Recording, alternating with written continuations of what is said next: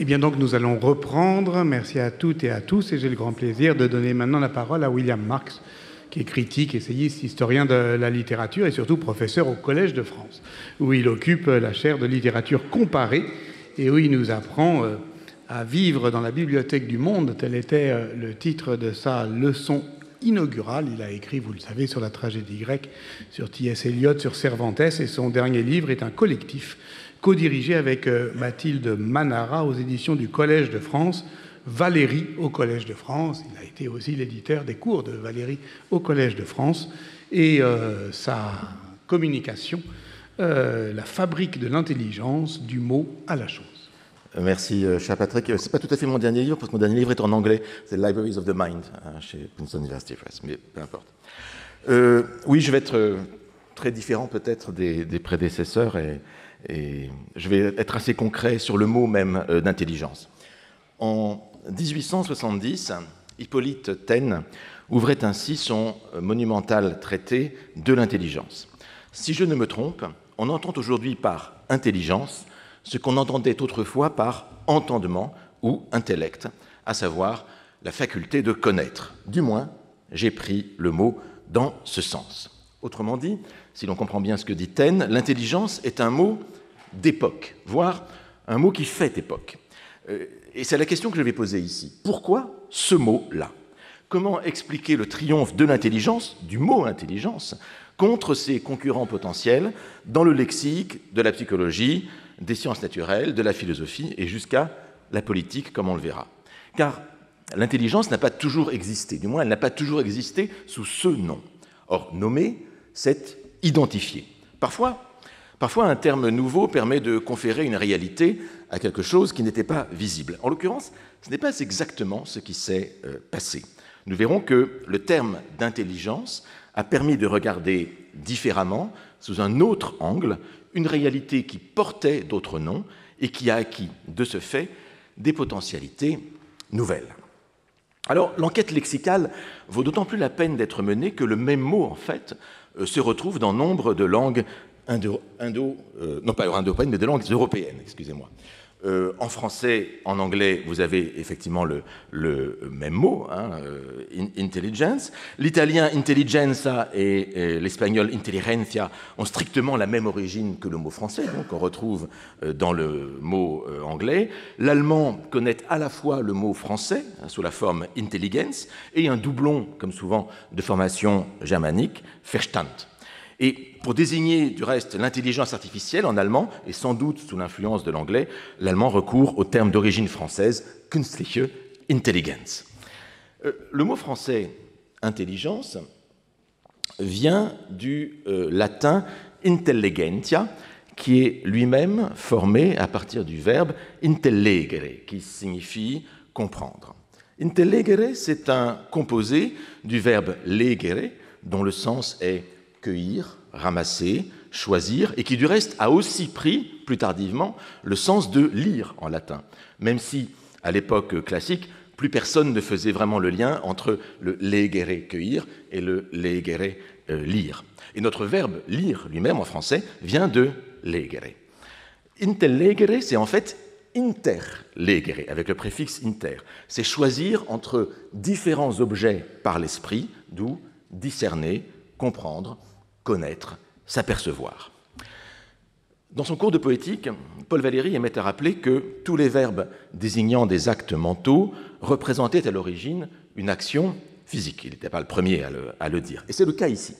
C'est le cas ici. Le préfixe inter a pour effet de transposer et de fixer dans le domaine de l'action mentale le sens physique du verbe legere, qui signifie en fait ramasser.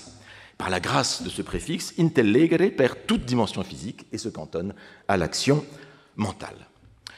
Quant au substantif intelligentia, il est dérivé du participe présent intelligens, qui signifie comprenant, auquel s'ajoute le suffixe substantivant ia, déjà, afin de désigner l'acte de comprendre, la compréhension ou la connaissance. Et c'est le sens 1, c'est le premier sens de ce terme intelligentia.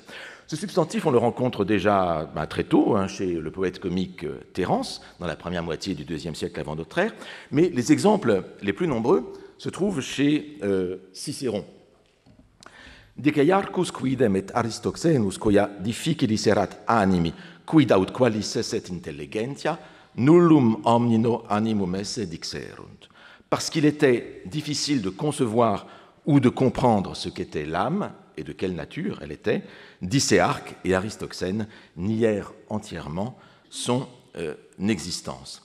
Ce qui est intéressant d'un point de vue grammatical ou lexical dans cet exemple, c'est que intelligentia, on le voit, fonctionne. Je m'adresse plutôt aux latinistes ici parmi vous, je m'en excuse. Intelligentia fonctionne comme un pur équivalent substantivé d'intellegere. Le substantif ici se construit à la fois comme un substantif, avec un génitif objectif, animi intelligentia, la compréhension de l'âme, ce qui est l'équivalent de animum intellegere, comprendre l'âme, mais aussi se construit comme un verbe, avec une interrogative indirecte, quid aut qualis esset. Littéralement, si on traduit littéralement, c'est la compréhension de l'âme, ce qu'elle est et de quelle nature. Et vous voyez qu'ici, le substantif intelligentia a gardé presque toutes les caractéristiques d'un verbe par ses constructions. C'est vraiment ce qu'on appelle un déverbal. Alors, de l'acte de comprendre, désigné par intelligentia, on glisse aisément au deuxième sens. C'est la faculté de comprendre. Comme ici encore, chez Cicéron, c'est pourquoi, là je le dis purement en français, c'est pourquoi le Dieu enferma l'intelligence dans l'esprit et l'esprit dans le corps. Alors en fait ici on est dans une traduction du Timée de Platon par Cicéron, et par intelligentia, Cicéron traduit le substantif grec logismos, enfin logismon ici, à savoir le raisonnement, la réflexion, ou bien la faculté de raisonner. Du reste, entre parenthèses, les deux termes, logismos et intelligentia, ont la même racine indo-européenne, leg, log. Enfin, Cicéron n'en était sans doute pas conscient. Mais vous voyez que dans cette phrase-là, pour Cicéron, soit que le Dieu enferme dans l'esprit l'acte de comprendre, ou bien soit qu'il y mette la faculté de comprendre, on voit, c'est à peu près du pareil au même. Le sens ne diffère guère. En revanche, dans cet autre exemple de Cicéron, le sens de faculté est beaucoup plus sensible, c'est tiré de l'invention oratoire. La mémoire est ce qui permet à l'esprit de retrouver ce qui a été. L'intelligence est ce qui lui permet de reconnaître clairement ce qui est. Alors ici, là, clairement, intelligentia désigne une faculté, présentée comme un instrument utilisé par l'esprit. Alors il y a même d'autres exemples, même dans la Vulgate, c'est pour Thomas Römer, ça, qui a donné au coq l'intelligence, au coq ou des dit gallo, ou au gaulois, ou au français, peu importe, ça c'est un jeu de mots latin. Mais ce que vous voyez ici, c'est que ces deux sens du mot latin, intelligentia au sens d'acte de comprendre d'un côté, ou bien au sens de faculté de comprendre de l'autre, se sont retrouvés dans le mot français intelligence. Et longtemps, du reste, dans l'usage le plus courant du français, dans le français le plus ancien, disons, le sens verbal concret, c'est-à-dire le premier sens, a prévalu. Du reste, par métonymie, c'est une autre dérivation du sens, l'intelligence désigne les êtres qui sont dotés d'intelligence.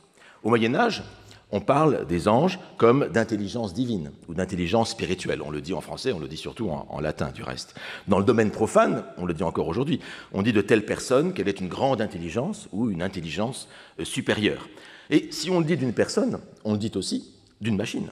Quand on parle couramment d'intelligence artificielle, en fait, c'est le plus souvent par métonymie, pour référer à des machines qui sont dotées d'une intelligence, d'une forme artificielle d'intelligence. Si je dis « j'ai utilisé une IA pour écrire ma conférence », ce qui n'est pas le cas, mais peu importe, alors on devrait dire en fait strictement « j'ai utilisé une machine dotée d'IA pour écrire ma conférence ». Et cette transformation-là, métonymique, elle n'est pas anodine. Cette personnification métonymique de la faculté artificielle, qui est assez caractéristique de notre relation aujourd'hui aux outils d'IA générative, avait été en quelque sorte, vous le voyez, annoncée dès les prémices de la théologie chrétienne. En quelque sorte, les IA sont devenus les anges du XXIe siècle. Et paradoxalement, ce concept de post-humanité est ancré dans une mythologie très archaïque. Les anges, le golem, Talos, voire les jeunes filles d'Héphaïstos, qui sait. Alors je mentionnerai aussi en passant qu'en anglais, le mot intelligence a aussi développé à la fin du XVIe siècle le sens de connaissance ou d'information, d'où celui d'obtention de l'information, et enfin celui de service ou d'agence dédiée à l'obtention de l'information, par exemple le fameux MI6 britannique, Military Intelligence Section 6. Et du reste, au début du XVIIe siècle, en français aussi, on parle d'intelligencier, c'est-à-dire d'espion. Et puis il y a un troisième sens, un peu plus lointain pour notre sujet, mais qui n'est pas sans intérêt, qui est le fait qu'en français, l'intelligence désigne aussi la compréhension, l'accord ou la relation secrète existant entre des personnes. On dit que ces personnes-là sont en intelligence ou en bonne intelligence. Par exemple, en 1567, Charles IX publie des lettres patentes par lesquelles tout gentilhomme et autres ces sujets, qui sont de l'intelligence des perturbateurs du public, sont admonestés de se départir d'iceux et se retirer par devers sa majesté voilà, etc., dans 3 jours après la notification de ses présentes sur peine de confiscation de corps et de biens. L'intelligence ici est vue de manière très péjorative, quasiment comme un crime. On le voit donc, l'intelligence, ce terme en tout cas, dépasse le cadre du raisonnement pur comme capacité mentale d'un individu pour désigner une qualité ou une relation spécifiquement sociale à l'échelle d'un groupe. Résumons. Le terme intelligence a 2 sens fondamentaux principaux plus un sens dérivé spécialisé. Premier sens, c'est l'acte de comprendre, la compréhension, la connaissance. Deuxième sens, c'est la faculté même de comprendre, et par métonymie, tout être doté de cette faculté. Troisième sens, l'accord entre des personnes. Bon, ce sont les sens principaux. Le sens qui nous intéresse ici, dans ce colloque, c'est surtout le deuxième. C'est celui qu'on retrouve dans IA. Mais le passage, et je continue encore mon petit excursus grammatical, le passage du sens 1 au sens 2 change en fait la construction du terme intelligence. Si vous regardez les livres qui sont à la Bibliothèque nationale depuis l'invention de l'imprimerie, vous verrez que innombrables sont les livres et manuels qui proposent d'aider à l'intelligence des auteurs antiques, à l'intelligence des poètes, à l'intelligence des saintes écritures, d'une langue ou d'une discipline telle que les mathématiques ou le droit. Et ici, intelligence signifie compréhension, c'est le sens 1. Et le complément de nom a une valeur de génitif objectif, pour désigner ce qu'il s'agit de comprendre. En revanche, lorsqu'intelligence réfère à une faculté, le génitif alors devient subjectif. Là, on parle de l'intelligence d'une personne donnée, d'un animal ou, plus récemment, d'une machine. Et ça désigne la faculté mise en œuvre par cette personne, cet animal, cette machine, en tant qu'agent. Or, le passage du génitif objectif au génitif subjectif n'est pas sans conséquence. En effaçant le génitif objectif, c'est-à-dire l'objet même de l'acte de comprendre, le terme d'intelligence, employé au sens de faculté, laisse entendre que la même faculté se déploierait indifféremment dans tous les contextes. Edgar Degas, le peintre, appuyé sur des constatations de bon sens, posait crûment la question. Le jour où on a commencé d'écrire intelligence avec un I majuscule, on a été foutu. Il n'y a pas l'intelligence, on a l'intelligence de ceci, de cela. Il ne faut avoir d'intelligence que pour ce qu'on fait. Et en vérité, il faudrait attendre scientifiquement les travaux de Charles Spearman au tout début du XXe siècle pour montrer expérimentalement une corrélation dans les aptitudes de tout individu à réaliser des tâches diverses, ce que Spearman appelle le facteur G, qui mesure l'intelligence comme capacité générale et lui donne une visibilité concrète en dépit des cas particuliers de l'utilisation de l'intelligence. Or, et c'est mon deuxième point, en quelque sorte, dans cette étude lexicale et sémantique, on aurait très bien pu se retrouver avec d'autres termes à la place d'intelligence. Il faut en effet se méfier de l'histoire d'un terme considéré isolément. Vu d'aujourd'hui, comme je viens de le rappeler, l'étymologie semble tracer une évolution évidente, difficile à contester. En réalité, dans le langage réel, les termes évoluent en concurrence avec d'autres, qui ont des significations proches. Et pour désigner la capacité humaine à penser, à raisonner, à comprendre, d'autres termes ont aussi été utilisés en philosophie et en psychologie, parmi lesquels deux dominent, en tout cas c'est sur cela que je tirerai l'attention, la raison d'un côté et l'entendement de l'autre. Alors, bien des motifs peuvent expliquer la spécialisation des termes. Raison a une acception très très large. Le terme désigne aussi bien la faculté de penser, voire l'esprit en général, qu'un outil particulier de la pensée, appuyé d'abord sur le raisonnement et sur le calcul, ce qui est le sens étymologique. Le terme entre, du reste, raison, entre dans des jeux d'opposition. La raison s'oppose au cœur, elle s'oppose aux émotions, elle s'oppose aux passions. Le cœur a ses raisons que la raison ne connaît point, dit Pascal. Et tous ces jeux d'opposition le spécialisent encore plus et lui attachent des connotations qui bornent son usage. La raison, par exemple, est considérée, c'est une connotation, elle est considérée comme froide, comme abstraite. Elle impose sa rigueur.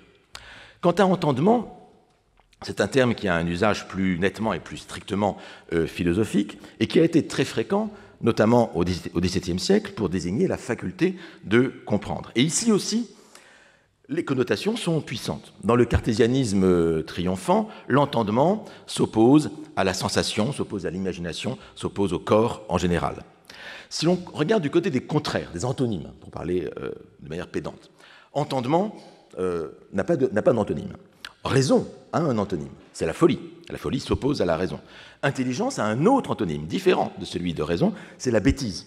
Et du reste, de façon significative, la bêtise renvoie à l'animalité, avec une question du reste. Si les hommes peuvent être bêtes, pourquoi les animaux ne pourraient-ils être intelligents? L'opposition de la raison et de la folie, des deux antonymes, elle est radicale. Elle n'admet pas de moyen terme. On est soit raisonnable, soit fou. Il n'y a pas de moyen terme. En revanche, de l'intelligence à la bêtise, on passe par une infinité de gradients. Alors qu'on n'a pas plus ou moins de raison, on peut être doué de plus ou moins d'intelligence. Et je crois que cette capacité du terme intelligence à accepter la gradation, cette flexibilité quantitative, cette quantifiabilité, a sans doute participé à son succès dans le discours scientifique.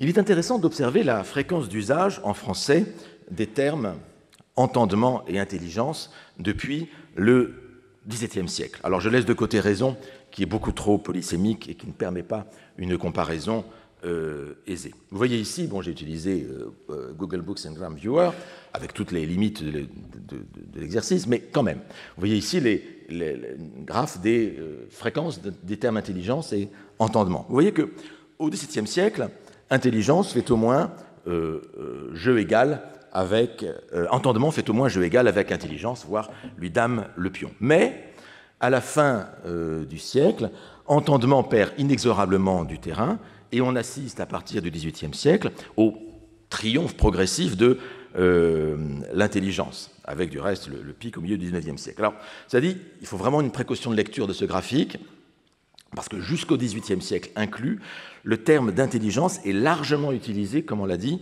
pour désigner la compréhension d'une chose particulière, la compréhension d'une langue, d'un texte. Et ça correspond au moins à la moitié, voire peut-être les 3/4 des occurrences. Mais ce n'est plus le cas au XIXe. Au XIXe, ce sens-là vraiment perd beaucoup de terrain. Donc la défaite de l'entendement, si je puis dire en tant que terme, est un peu moins spectaculaire qu'elle ne paraît sur le graphique. Cela dit, comme vous le voyez, il y a un pic impressionnant ici dans l'usage du terme intelligence qui se produit au milieu du XIXe. Nous y reviendrons. Et depuis 20 ans, on voit aussi qu'il y a une hausse des usages, sans doute due, du reste, aux problématiques de l'intelligence artificielle. Alors, pourquoi l'intelligence a-t-elle triomphé de l'entendement, si je puis dire? Je crois tout simplement que c'est une question de grammaire. L'entendement et la raison sont des substantifs absolus. On ne peut pas mettre de complément du nom à ces deux termes. On ne dit pas « j'ai l'entendement de quelque chose ». Inversement, l'intelligence suppose toujours un génitif qui n'est pas toujours exprimé du reste. Elle est toujours intelligence de quelque chose. L'intelligence est un terme relationnel et également un concept relationnel. Elle met en relation un être avec son environnement. C'est une faculté d'adaptation. L'intelligence est transitive, elle a un rapport avec le milieu. C'est une action devenue ensuite une capacité à cette action. Tandis que l'entendement est une pure capacité de réflexion limitée à l'être humain, l'intelligence a un caractère beaucoup plus concret, matériel, précis, avec une dimension morale et sociale. Alors, cette étude sémantique aide à comprendre pourquoi le terme d'intelligence a correspondu à un moment particulier de l'histoire européenne des idées. Avant la fin du XVIIe siècle, l'intelligence n'est guère un problème. Dieu a mis en nous l'entendement, il a mis en nous la raison, et nous voici parés pour la vie comme pour l'au-delà. Mais à partir du moment où l'on s'interroge sur une origine autre que divine de l'être humain, le problème apparaît. Comment acquiert-on l'intelligence si ce n'est pas Dieu qui l'a mise en nous? Avec Locke, avec Condillac, avec Hume, l'empirisme et le sensualisme apportent des réponses. L'esprit est formé par nos sensations, qui sont à l'origine de toutes nos connaissances, ainsi que des facultés qui nous permettent de traiter ces connaissances. Dans le traité des sensations, Condillac montre comment une statue, dotée des seules sensations, s'est rendue capable de toutes les opérations de l'entendement, à savoir l'attention, la mémoire, la comparaison, le jugement, la reconnaissance. Et comme chez Hume, qui lui emploie le terme « understanding », le terme d'entendement est encore employé chez Condillac, maintenant ainsi le dialogue avec la philosophie antérieure. Mais à la fin du XVIIIe siècle, ce terme d'intelligence est de plus en plus employé dans la même acception, entérinant ainsi le caractère fondamentalement relationnel et transitif de cette faculté mentale. Et du reste, cette évolution coïncide aussi avec une naturalisation du concept. La faculté d'intelligence n'intéresse plus seulement les philosophes, mais aussi les biologistes et les naturalistes, qui l'envisagent comme une capacité commune à l'être humain et aux animaux. On l'a rappelé ce matin, Aristote déjà affirmait l'existence de plusieurs âmes végétatives, sensitives et intellectives, que l'être humain, lui, les possède toutes. Mais l'idée d'une continuité de l'intelligence à travers le vivant parcourt un long chemin avant de s'imposer scientifiquement, par exemple avec les travaux de Jean Piaget, en particulier dans ses leçons du Collège de France, rassemblées sous le titre « La psychologie de l'intelligence » en 1947. Mais en fait, au départ, au XVIIe, XVIIIe, on hésite d'abord à employer le terme d'intelligence. Dans le discours à Madame de la Sablière, qui clôt le 9e livre des Fables, en 1678, La Fontaine défend, contre la thèse cartésienne de l'animal-machine, l'idée d'une intelligence animale spécifique. Et s'il réserve, selon ses propres termes, ce qu'il appelle le principe intelligent à l'être humain, malgré tout, La Fontaine dit qu'il faut admettre l'existence chez les animaux de quelque chose que La Fontaine précisément ne nomme pas. Un esprit, une âme, une capacité de réflexion.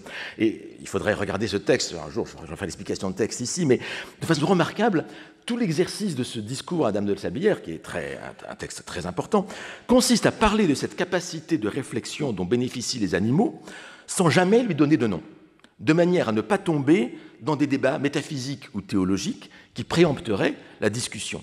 Il faut s'abstenir de nommer afin de pouvoir mieux affirmer l'existence de cette intelligence animale que, malgré tout, l'expérience est obligée de constater.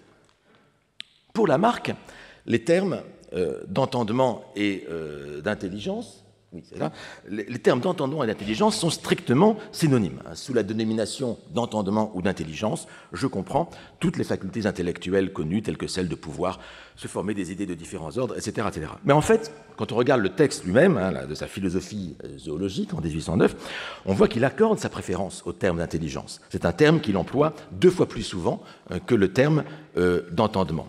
C'est en effet le terme d'intelligence qui, par son caractère concret et relationnel, j'y reviens, je le souligne, permet le mieux de marquer la continuité d'une même capacité entre les différents êtres vivants. C'est la 3e citation. D'après ces considérations, la faculté d'exécuter des actes d'intelligence ne commence guère qu'aux poissons, ou tout au plus qu'aux mollusques céphalopodes. Elle est alors dans sa plus grande imperfection. Elle a fait quelques progrès de développement dans les reptiles, et puis elle les oiseaux, et puis elle les mammifères, etc. Bref, le problème moderne de l'intelligence naît à partir du moment où l'on considère que l'intelligence est extensive au règne animal et qu'elle n'est pas un fait spécifiquement humain. Désormais, on parle du reste d'intelligence humaine, ce qui signifie qu'elle peut ne pas l'être. Et paradoxalement, il a fallu sortir du paradigme cartésien de l'animal-machine pour que l'intelligence devienne une propriété indépendante de l'humain, jusqu'à devenir finalement, on le voit aujourd'hui, applicable même aux machines.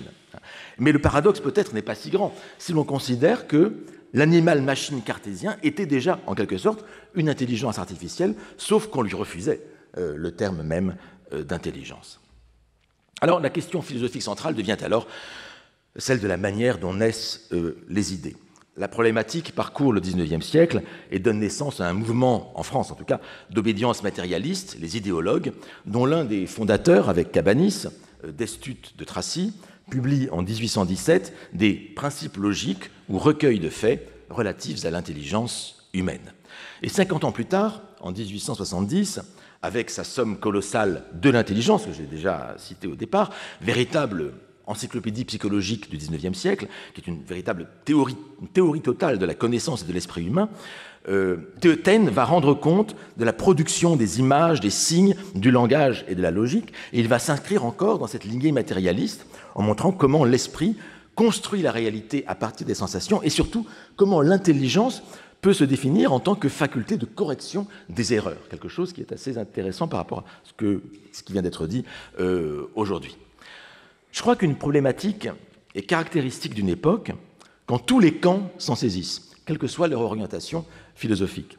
Le plus remarquable avec la question de l'intelligence, c'est que même un philosophe spiritualiste comme Pierre Laromiguière est obligé d'en passer par le vocabulaire naturaliste de l'intelligence pour exposer des conceptions qui diffèrent pourtant dans ses leçons de philosophie sur les principes de l'intelligence ou sur les causes et les origines des idées. On est en 1826.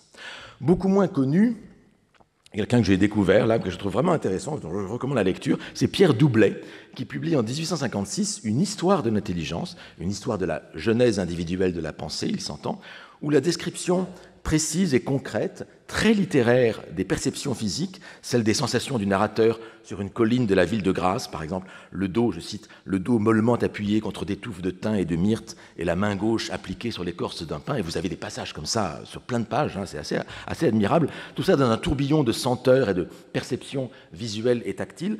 Tout ça semble annoncer les analyses phénoménologiques qui se développeront au siècle suivant. Donc j'invite à lire Pierre Doublet, qui peut-être mériterait d'être découvert ou redécouvert, je ne sais pas. Si l'intelligence est une production naturelle, il doit être possible de la modifier, de l'améliorer ou de la parfaire. Tel est le grand projet du médecin Louis-Joseph Marie Robert, auteur en 1801 d'un essai sur la mégalanthropogénésie, ou l'art de faire des enfants d'esprit qui deviennent des grands hommes. Il récédit 2 ans plus tard, en 1803, dans une thèse présentée à la faculté de médecine de Paris, « Existe-t-il un art physico-médical pour augmenter l'intelligence de l'homme en perfectionnant ses organes, ou la mégalanthropogénésie n'est-elle qu'une erreur ?» Comment accroître l'intelligence, hein? La méthode est simple. La mégalanthropogénésie, c'est la science de produire des grands hommes, hein, vous avez compris. La méthode est simple, pour accroître l'intelligence, il s'agit de marier entre eux les gens intelligents pour améliorer les qualités héréditaires de leurs descendants. Bon, c'est la deuxième citation. Il faut marier un homme d'esprit avec une femme d'esprit, et ainsi, il est plus que probable que leurs enfants ne seraient ni idiots ni imbéciles. Du reste, il s'agit d'appliquer à l'ordre social, nous dit Robert dans la citation, ce qui existe déjà dans l'économie rurale, ce que font déjà les agriculteurs avec les animaux. Il n'est pas le premier à l'avoir dit, hein, d'autres l'avaient précédé. Mais il propose, outre l'application de ces méthodes d'élevage agricole à la société, Robert propose des conseils plus originaux que je ne peux pas m'empêcher de vous donner.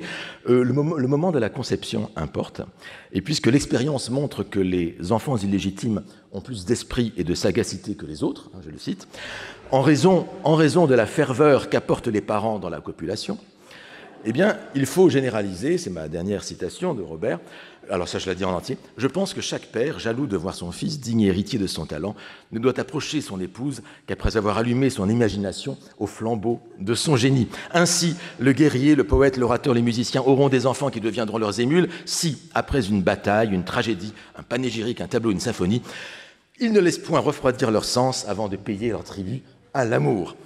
Voilà, vous savez ce qu'il vous reste à faire en sortant du colloque.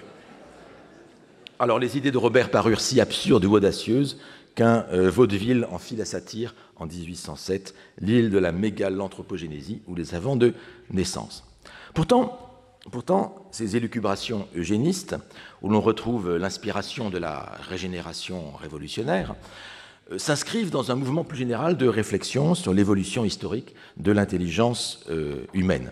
La naturalisation de l'intelligence, couplée aux théories de l'évolution alors en plein développement, autorise à faire alors de l'intelligence une propriété non seulement des individus, mais de l'humanité dans son ensemble, comme du reste des diverses sociétés humaines envisagées chacune dans sa singularité. Bon, je cite en passant ce livre de Defimovitch, peu connu, mais qui mérite de ne pas être non plus très connu, et je passe plutôt au cours de philosophie positive d'Auguste Comte, en 1830, qui entreprend de faire l'histoire de l'intelligence humaine envisagée comme une capacité collective et sociale. Comte définit ainsi 3 états de l'intelligence, correspondant à 3 états théoriques différents, l'état théologique ou fictif, l'état métaphysique ou abstrait, l'état scientifique ou positif. Alors ces états, en fait, qui sont observables dans le développement de toute connaissance humaine, reproduisent exactement, selon Comte, le développement de l'intelligence individuelle, dans la mesure où ces diverses phases, en fait,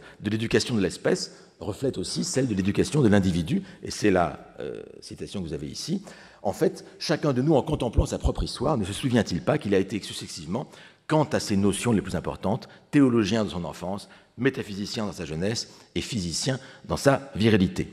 Alors, une telle homologie entre le développement de l'individu et celui de la société est caractéristique de ce que permet le concept d'intelligence. L'intelligence n'est pas seulement une propriété individuelle et personnelle. Si elle existe au niveau collectif, c'est qu'elle est aussi de nature impersonnelle. Elle n'est pas purement qualitative, on peut la mesurer. Et là, je vais alors, pour le coup, c'est juste une page de photo où, cousin de Darwin, dont il défend la théorie de l'évolution, Francis Galton développe les premières mesures de capacité mentale, qui sont ensuite perfectionnées par Sperman, j'en ai déjà parlé. Alfred Binet et Théodore Simon introduisent la notion d'âge mental, et William Stern définit le quotient intellectuel, le QI, comme le rapport entre l'âge mental et l'âge réel. Donc, il y a eu toute une entreprise scientifique de mesure de l'intelligence. Alors, je cite ça tout à fait en passant. Je vous renvoie, si vous voulez, un petit sommaire de ça, très bien fait, au livre Que sais-je d'Olivier Houdet sur l'intelligence, avant que ne paraissent les actes de notre magnifique colloque. Or, si l'intelligence des individus est variable, grande est la tentation d'évaluer de la même manière l'intelligence d'une société donnée. Lorsque Charles Maurras publie en 1905 « L'avenir de l'intelligence », Maurras prend soin de préciser dès le départ qu'il entend ce terme dans le sens russe d'intelligentsia, c'est-à-dire comme la corporation des gens de lettres et des intellectuels. Il s'agit du sens métonymique d'intelligence, mais pris dans une acception collective. Comme là, c'est l'ensemble de ceux qui font métier de leur intellect et de leur esprit. Et le livre de Maurras dresse le tableau de l'asservissement des intellectuels à l'État, au pouvoir de la finance et aux idées révolutionnaires. Pourtant, lorsque Maurras, qui est aussi un grand lecteur d'Auguste Comte, comme vous voyez ici aussi, en appelle à un sursaut de l'intelligence française, de l'intelligence nationale, comme il dit, exhortant les intellectuels à se saisir des idéaux de la contre-révolution, on ne peut s'empêcher de voir dans cette intelligence dont il parle, non pas seulement une corporation, mais aussi une faculté générale de la société, envisagée comme une personne. Et cette ambiguïté, elle disparaît chez un disciple de Maurras, Henri Massy, où là, parce que c'est bien à l'intelligence en tant que faculté mentale qu'en appelle Henri Massy dans son manifeste pour un parti de l'intelligence, publié dans le Figaro le 19 juillet 1919, signé par un large éventail d'intellectuels de droite et d'extrême droite, en réponse à la déclaration de l'indépendance de l'esprit, publiée par Romain Rolland dans l'Humanité le 26 juin 1919, et qui avait été signée entre autres par Einstein, par Russell, par Zweig, par Cloche, excusez du peu. Le parti de l'intelligence, dit Henri Massy, c'est celui que nous prétendons servir pour l'opposer à ce bolchevisme qui, dès l'abord, s'attaque à l'esprit et à la culture afin de mieux détruire la société, nation, famille, individu. En août de la même année, 1919, Valéry publie dans la Nouvelle Revue Française La crise de l'esprit, qui envisage les conséquences périlleuses de la perte du privilège européen de l'intelligence, c'est-à-dire ici du savoir et de la science, au profit du reste du monde. Et Valéry donnera en 1935 un bilan de l'intelligence, où sa dénonciation des effets de la modernité sur l'esprit et la culture n'a pas pris une ride. Tout ça pour vous dire que, dans ces années-là, l'intelligence est devenue un enjeu de bataille politique. Dans La trahison des clercs, en 1927, Julien Bindart reproche à l'Action française de vouloir asservir l'intelligence à l'ordre social et un nationalisme étroit. On parle, dit-il, d'intelligence française, de sensibilité française, de philosophie française, quand au même moment, de l'autre côté du Rhin, on veut promouvoir la pensée arienne, la peinture arienne, la musique arienne. Et en 1930 est fondée l'Union rationaliste, sous l'impulsion notamment de Paul Langevin, pour défendre la science, lutter contre l'irrationalisme et combattre les courants conservateurs catholiques. Intelligence, esprit, raison. Les trois termes dessinent le champ d'une bataille âprement disputée dans l'entre-deux-guerres. Si le terme d'intelligence a été largement privilégié par l'extrême droite, la raison est plutôt connotée à gauche, tandis que l'esprit se situe dans une relative neutralité. Mais, cela dit, la fluidité est très grande entre les termes et les connotations, et il ne faudrait pas non plus durcir exagérément ces connotations. Je conclus. Oui, et puis je renvoie aussi à l'excellent livre récemment paru de Zakir Paul, justement sur ces débats sur l'intelligence, un Disarming Intelligence, sur ces sujets-là. Je conclus donc, le terme d'intelligence a pris une place de plus en plus importante au fil du XIXe siècle dans la réflexion anthropologique et philosophique européenne. En raison de sa nature relationnelle et concrète, il s'est imposé dans le lexique des naturalistes contre des concurrents tels que l'esprit, l'entendement, chargé d'une trop lourde histoire philosophique, et parce qu'il permettait de rattacher l'être humain à la problématique générale du règne animal. L'intelligence a autorisé une double homologie entre l'homme et l'animal, d'une part, et entre l'individu et l'espèce, d'autre part. Le concept a concouru à une biologisation et une naturalisation de la réflexion historique. Et par le biais des théories de l'intelligence, ce concept, ce terme, instaure une dialectique entre l'individu et le collectif et sert à justifier des pratiques eugénistes. Et il prend, comme vous l'avez vu, au XXe siècle, une dimension et des connotations politiques. Toute entreprise scientifique de dépersonnalisation et de formalisation du problème de l'intelligence, qui a été poursuivie au XIXe et au début du XXe siècle, a ouvert la voie aux théories de l'intelligence artificielle. On a déjà vu un aspect précédemment. Si la fabrique de l'intelligence n'a plus de secret, si l'intelligence peut être analysée comme une machine dotée de diverses fonctions, alors il n'est en principe plus besoin d'un être humain pour assurer ces fonctions. Les statuts de Condillac, qui construit elle-même progressivement son propre entendement à partir des données qui lui parviennent de l'extérieur, peut être vu en quelque sorte comme un premier modèle d'intelligence artificielle.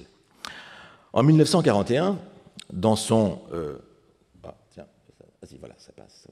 En 1941, dans son cours du Collège de France, Valéry posait que la perfection du travail intellectuel, poétique et artistique ne saurait être atteinte que dans une complète impersonnalité, et loin de toute intervention de l'individu en tant que personne. Cette œuvre parfaite, créée par une sorte de monstre, il emploie ce terme de opus monstri, œuvre d'un monstre, pourquoi n'en pas confier la réalisation, dit-il, à un automate idéal qui, à tout coup, gagnerait? 80 ans plus tard, la question qu'il formulait de manière encore purement théorique se pose à nous, désormais de façon concrète.